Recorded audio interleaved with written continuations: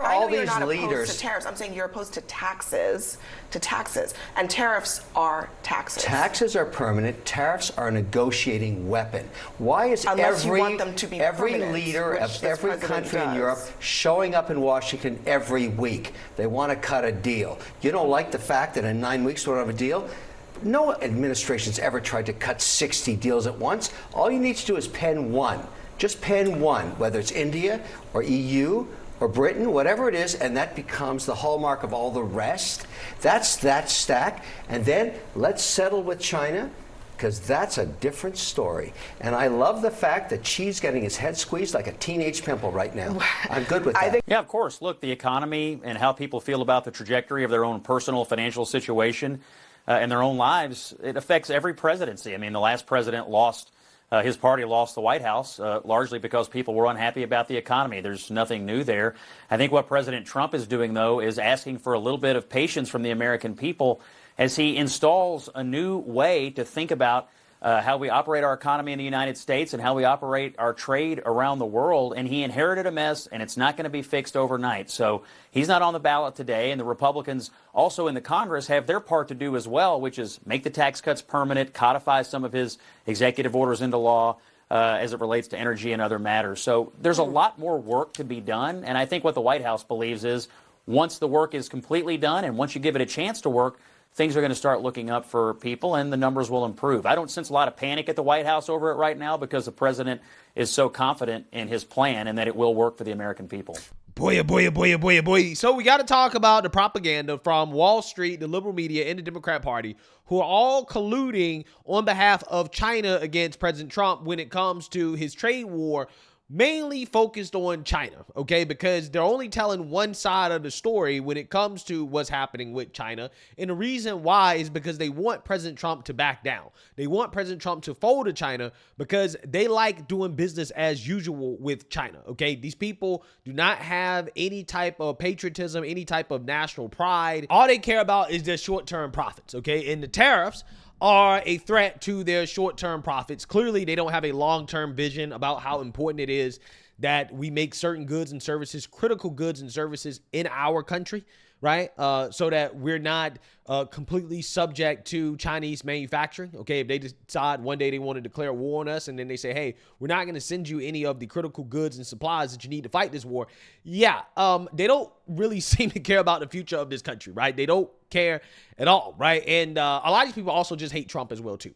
Okay, so again, this is why you're seeing a lot of propaganda that makes it look like President Trump is losing the trade war, that China is dominating President Trump, and that the markets are about to collapse. Okay, this is Wall Street playing games, probably along with China as well, too, when it comes to manipulating the 10-year yield in order to make it seem as if the dollar is about to collapse. Except when you actually look at the data in the facts, right? Like, for example, you look at the dollar index, the dollar was actually much weaker during the first half of Biden's administration. But did you hear any news about the dollar collapsing under Joe Biden as they were printing trillions of dollars, which I think is a bigger threat, a much bigger threat to the dollar and reserve currency status than tariffs? Okay, no, you didn't hear about that, even though, again, when you look at the long-term history of the strength of the dollar relative to other currencies around the globe, yeah, we're pretty strong, right? Historically speaking, right? Especially, again, compared to the Biden years, the Obama years, and the Clinton years, right? Where the dollar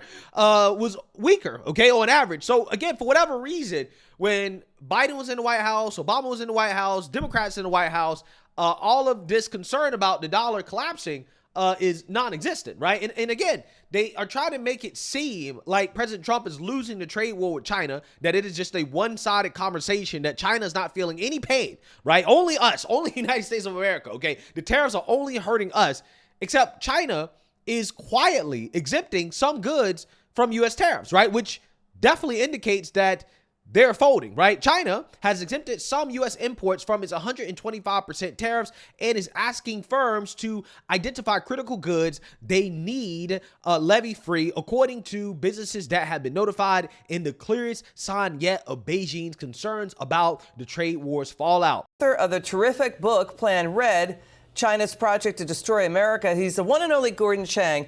Gordon, the markets ended the week in the green. All of the indices are up. What's your take on what's happening with China now? China, I think, is a little bit in a panic. What we're seeing is that they're not imposing tariffs on certain categories of American goods. So, for instance, some semiconductors, industrial chemicals, aviation products that they need, but they're not announcing it, which just looks like China is folding because they realize that they need American products that they can't get anywhere else. And also, I think they're probably coming to a realization that they need to take the temperature down. So far, rhetorically, they're saying, well, no, we're not talking to the United States, but I'm sure that they are, because we talk to the Chinese all the time about all sorts of things. And to think that we haven't talked about tariffs during this tariff war just is really strains credulity. So, Gordon, staying on what you just said, is China backing down? Because, yes, Reuters reporting China has dialed back its 125% retaliatory tariffs on, U.S.-made microchips needed for electronic devices, that China is looking at a list of more than 130 categories of U.S.-made products that could be eligible for exemptions from China's tariffs. And as you said, it's also vaccines, chemicals, and jet engines. So are they backing down? Well, I think they certainly are backing down, but they're trying to do it in a way that they don't look like they're doing that. And I think part of the reason is that Xi Jinping has configured the Chinese political system so that only the most hostile answers are considered acceptable. And he's been telling the Chinese people for a half decade that China's already surpassed the U.S. So he can't go back to them and say, well, we're talking to the Americans because of pressure. That just doesn't work, because that undermines all of his credibility with the people of China. Gordon. Yeah, so clearly China is making moves in order to de-escalate, and that's the whole point. The whole point is to get China to the table. But again, if you listen to MSNBC, oh, well, this is a disaster for Trump, that this is not going well, and that the world is losing confidence in the United States of America as a safe place to invest. It's almost as if these people would much rather see the economy collapse than for Trump to win. That's what's happening. As for China, which is subject to a 145% tariff, Trump says, well, now they're negotiating. Watch. We are going to have a fair deal with China. It's going to be fair. Are you talking to them actively now? Actively. Everything's active. Everybody wants to be a part of what we're doing. The Chinese government says no, not active. Quote, China and the U.S. have not engaged in any consultations or negotiations regarding tariffs, let alone reached an agreement, end quote. Adding that while China is open to talks, quote, if it's a fight, we will fight till the end. Confronted with China pouring cold water on Donald Trump's version of reality, Trump said this. A question on China. Can you clarify with whom the U.S. is speaking with China? They're saying it's fake news that trade talks are happening. Well, they had a meeting this morning, so I can't tell you. It doesn't matter who they is. They just doesn't include China and the U.S., according to China. New York Times reports this, quote, in private, some Trump officials concede that they did not accurately predict China's reaction. Trump seemed to expect China to be among the first to come begging for relief, given the size of its exports to the U.S. Now, though, the cost of all of it, the price we as Americans and as a country are paying for Trump's incompetence and delusions as he stumbles on what was once his political calling card, the economy, is in part our image, our reputation, our history as a safe place to invest in and a reliable player and partner on the world stage. Take a look at the cover of The Economist. Quote, only 1,361 days to go, showing America's national symbol, the bald eagle, battered and injured and bandaged. A top Trump MAGA donor puts it this way. Our national brand is at risk. Take a listen to America that. rose beyond just being a country. It was like an aspiration for most of the world. And we're eroding that brand right now. Yeah, so I want you guys to understand how this works, okay? The liberal media, the Democrats, and Wall Street basically engage in economic treason against the president, right? Because what they do is that they create a narrative that the sky is falling, that Wall Street is so concerned, that everybody's so concerned about what's going to happen, right? And they do that in order to try to create a reality that things are much worse than they are, right? But the real reality is that President Trump is working through the trade deals and the negotiations, and this stuff doesn't happen overnight, while at the same time you have China showing signs that they're hurting, right? That they're starting to fold, okay, which is something they don't want to focus on. Treasury Secretary Scott Bessent, He's posting pictures every single day with foreign leaders about trade discussions, right? In our economic relationship. Right here, this picture, this is the president and vice president of Switzerland. You have the leadership from South Korea in this picture right here. You have leadership from the European Union. You have J.D. Vance in India. Speaking of India, another bombshell story that the mainstream liberal media will refuse to talk about. Apple moving to make most iPhones for U.S. and India rather than China, source says. Yeah, so again, a part of this trade war against China is trying to get companies to move out of China. And some of them may move back to the United States. Others will move to other countries. And you know what? That's still a win, right? You get them out of China. The whole point is to weaken China, okay, and their influence over global trade as a whole, right? And if we can get companies to come back to the U.S. or to go to some other partner countries, right, then that's a win, right? That's a huge W. So this is coming out in response to President Trump's tariffs, right? This is direct response to President Trump's tariffs, right? They're speeding up their plans to navigate the higher tariffs on China. Again, where's the mainstream liberal media on this? Right? Again, still rooting for China, right? Rooting for China for whatever reason. Crazy. Again, this is all stuff that's being worked out. This is Japan. You don't hear the positive stuff. What's currently happening right now, which is that a lot of this stuff is being worked out. China's starting to fold, right? You're seeing cracks from China. No, they don't report that on MSNBC. No, the world is falling because, again, Wall Street would much rather go about business as usual for their short-term economic gain, because this is not about long term. In the long term, they're going to be fine, right? They're going to be fine, but they don't care about that. They much rather engage in economic treason against the president, okay, rather than to be patriotic and to buckle down just for a few weeks to allow maximum leverage for the president to get China to the table, right? That's all it would take. Could you guys imagine if President Trump had the mainstream liberal media, the Democrat Party, and Wall Street on his side? Could you guys imagine the leverage that President Trump would have? Right? This trade war would be over already, okay? But Xi Jinping, he doesn't have to deal with that.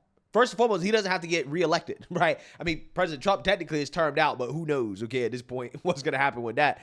But Xi Jinping, he doesn't have to deal with an opposition party. He doesn't have to deal with the media running propaganda against him. He doesn't have to deal with the financial sector basically manipulating the market to make it look like they're hurting more than they are hurting from the tariffs.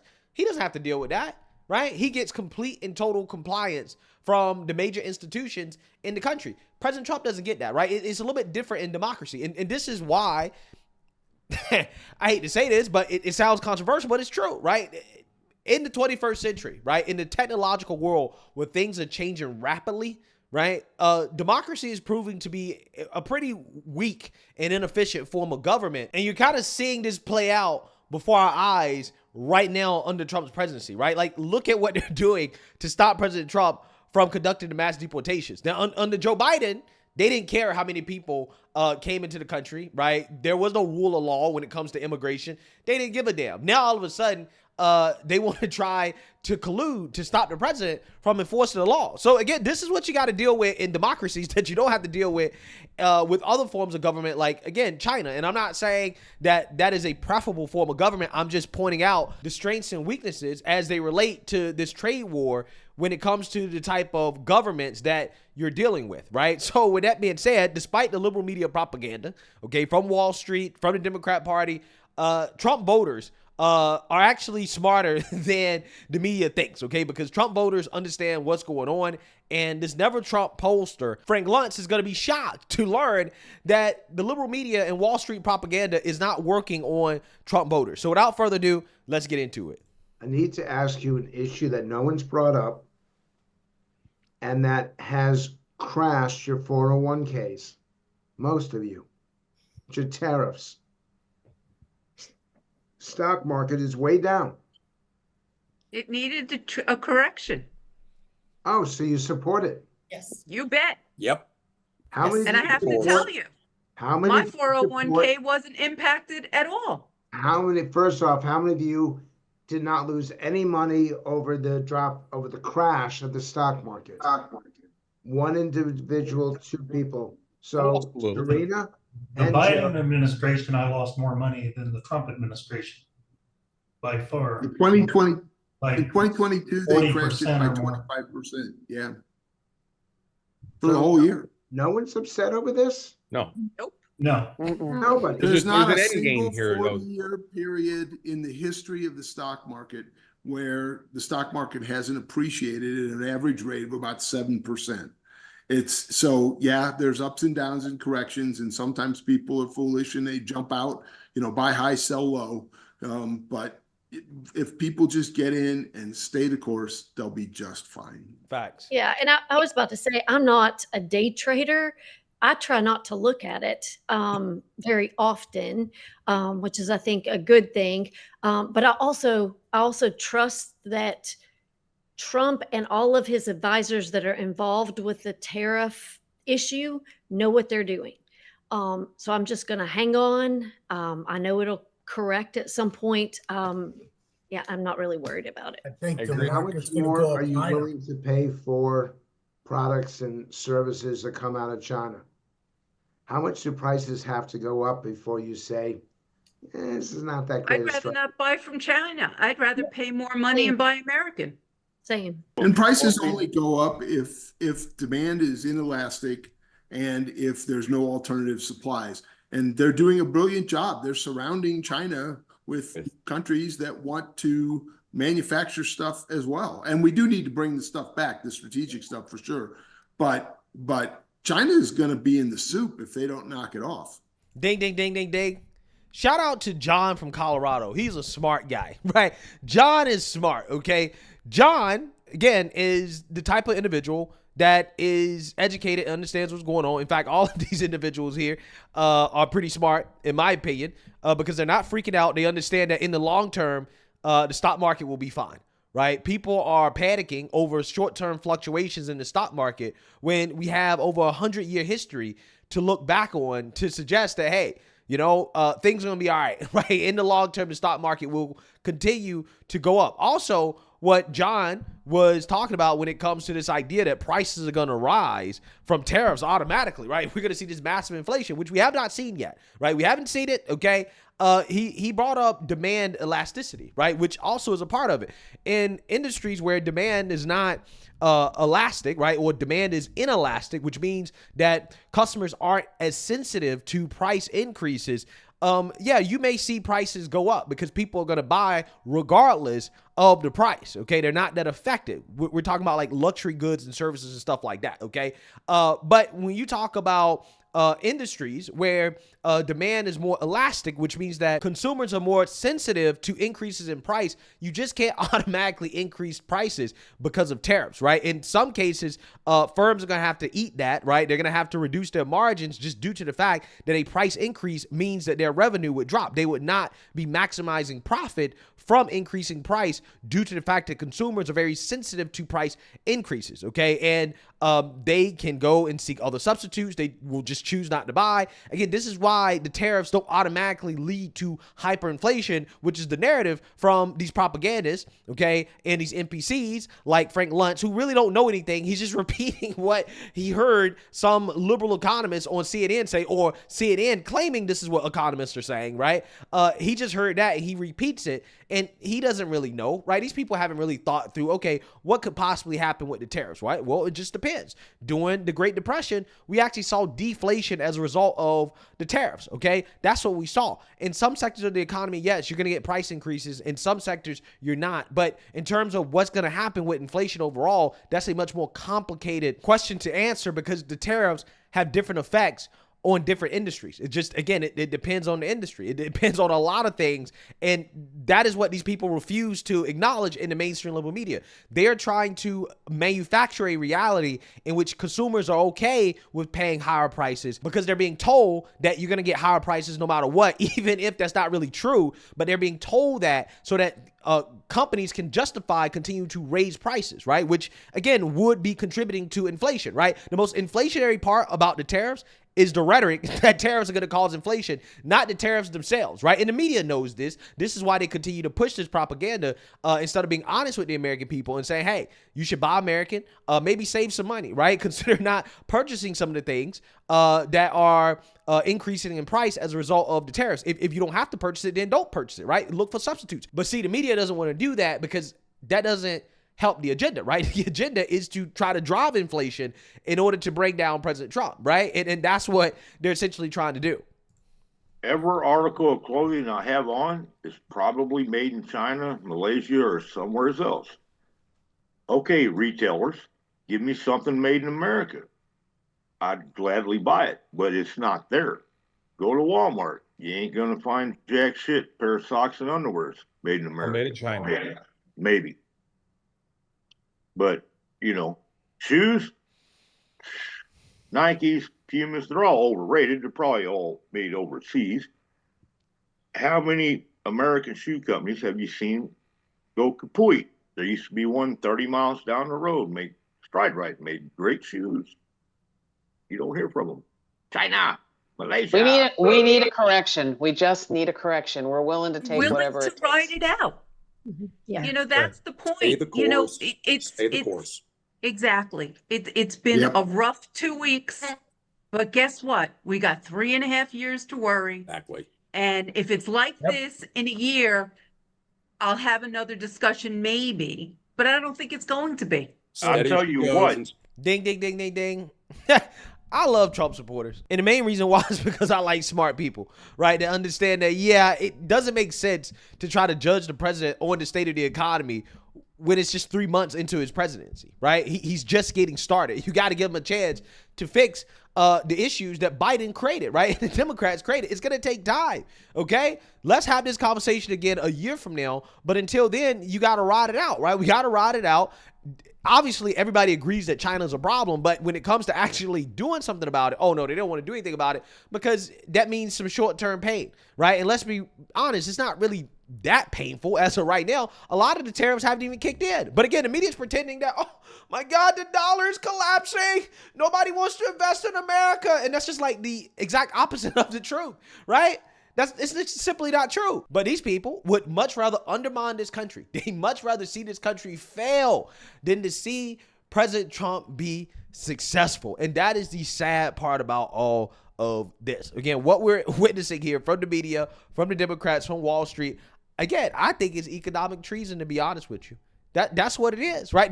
They're helping China with all this propaganda. That's what they're doing. Okay, instead of helping this country maintain our status as a superpower over China, which is going to be essential for the survival of our country, right? Our culture, our way of life.